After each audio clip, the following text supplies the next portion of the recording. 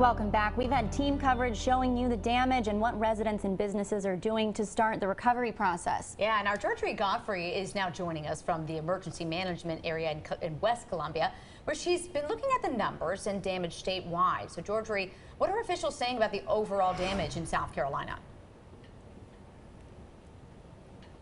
Officials here at Emergency Management tell me despite the damage we see in the upstate, most of the state experienced minimal damage in Thursday's storm. According to emergency management officials, at the peak of the storm, there were more than 35,000 power outages, with most of them concentrated in the Spartanburg area. Numbers from the Department of Transportation show there were hundreds of road closures, most of them due to isolated flooding, downed trees, and power lines. Here at Emergency Management, officials have been getting damage assessment reports from the county level, reports ranging from 11 water rescues to the destruction of a bridge in Anderson County. 8 roads in the upstate will also need major repairs. Damage assessment could take the next few days as crews work to remove trees from roads to have access to those areas. High winds are still continuing. Some roads in localized areas are still flooded, and there's still some debris on roadways.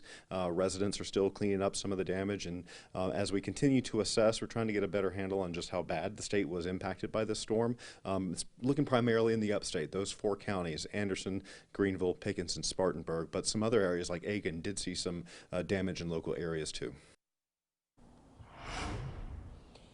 In fact, the Emergency Management Director, Kim Stinson, traveled to the upstate to assist in the damage assessment of those areas. About an hour ago, there were still more than 15,000 power outages in the state.